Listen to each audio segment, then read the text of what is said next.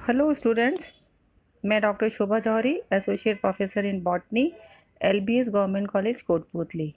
आज मैं आपको पॉलीमरेज चेन रिएक्शन के एडवांटेजेस के बारे में और इसकी लिमिटेशंस के बारे में बताऊंगी। पॉलीमरेज चेन रिएक्शन अर्थात पीसीआर की बहुत सारी एडवांटेजेस होती हैं और इससे ये आसानी से समझा जा सकता है कि बहुत ही कम समय में और बहुत ही जल्दी रिजल्ट्स हमें इससे कैसे प्राप्त हो सकते हैं। और ये रिजल्ट्स हमें डीएनए या जेनेटिक जानकारी के संबंध में प्राप्त होते हैं। और ये टेक्निक अत्यधिक सेंसिटिव है और इसमें इतना पोटेंशियल होता है कि ये सिर्फ बहुत छोटी सी क्वांटिटी में डीएनए को बहुत छोटी क्वांटिटी वाले डीएनए को बहुत millions and billions of copies में कन्वर्ट कर सकती है। और ना केवल ये कॉपीज़ में कन्वर्ट कर सकती है बल्कि इसकी सीक्वेंसिंग भी हम कर सकते हैं, क्लोनिंग कर सकते हैं और कंप्लीट एनालिसिस इसकी सीक्वेंसिंग की कर सकते हैं। इसमें और एडिशनल एडवांटेजेस ये भी हो सकता है कि कुछ भी एनालिसिस करने में बहुत कम समय इन्वॉल्व होता है। इसलिए ये टेक्निक आजकल अत्यधिक यूज़ में ली जाती है और इसके एनालिसिस करने से gene expressions levels in tumours, microbes और अदर डिजीज़ स्टेट्स के बारे में भी पता लगाया जा सकता है।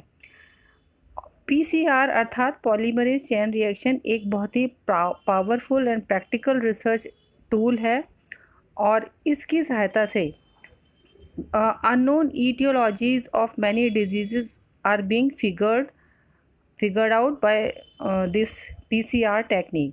This can be helpful in identifying the sequence of previously unknown viruses related to those already known and thus give us a better understanding of the disease itself. तो इसकी सहायता से हम सीक्वेंसिंग डिजीज़ की कर सकते हैं और अननोन वायरसेस को और अननोन बैक्टीरिया वगैरह के जो भी डिजीज़ हैं उनको एनालाइज कर सकते हैं। और इस प्रोसीजर को फर्दर हम सिंप्लीफाई भी कर सकते हैं और इसके साथ ही एक sensitive non radiometric detection systems भी डेवलप किया जा सकता है।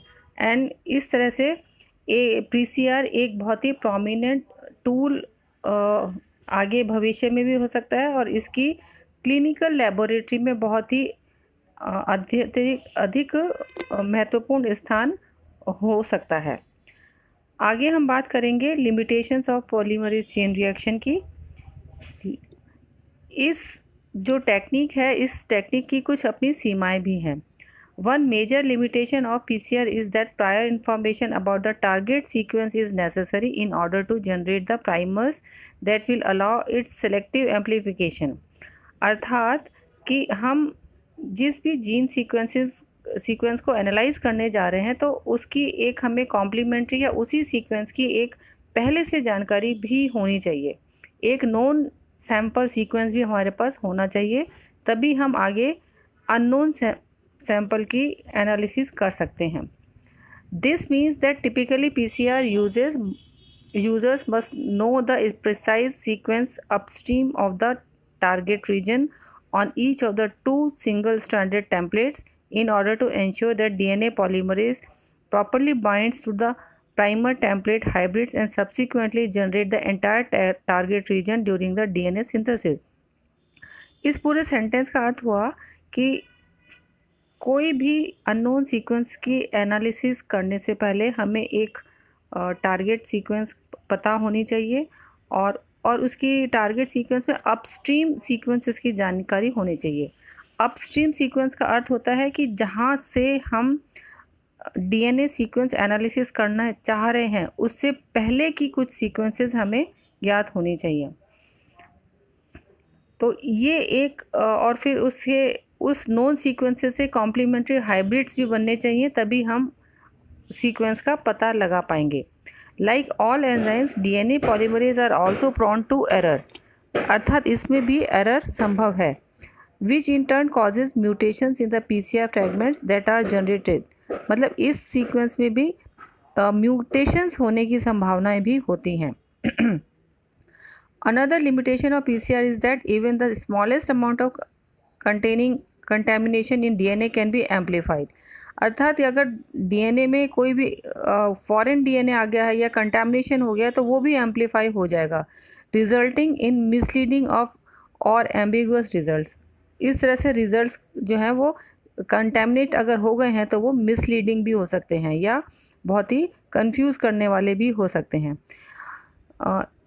To minimize the chance of contamination, investigators use reserved separate rooms for reagent preparation, the PCR and the analysis of the products is etc.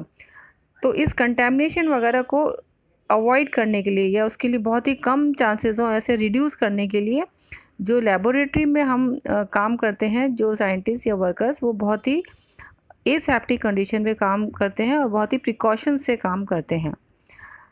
The analysis of the product जो है वो इस तरह से एक नीट एनवायरनमेंट में किया जाता है। Reagent should be dispensed into single use liquids, pipettors with dissolvable plungers and extra long pipette tips should be routinely use. तो इनमें जो लेबोरेटरी में जब एनालिसिस के समय जो भी ग्लासवेयर्स या इक्विपमेंट्स काम में आते हैं वो उनका बहुत ही ध्यान से उसकी क्लीनिंग वगैरह रखनी चाहिए और एक्स्ट्रा प्रिकॉशंस लेने चाहिए। यहाँ पर ये देखिए डिफरेंट टाइप की ये PCR मशीन्स हैं।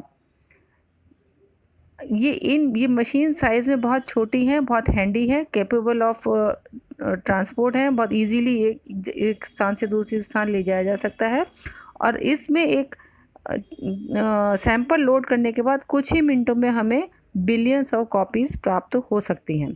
तो ये मैंने आपको PCR मशीन्स इसीलिए दिखाई हैं कि आपको इस इक्विपमेंट के बारे में कुछ अंदाज़ा हो जाए या कुछ जानकारी हो जाए। तो ये थी आज की जानकारी PCR टेक्निक के एडवांटेजेस एंड लिमिटेशंस के बारे में। Thank you.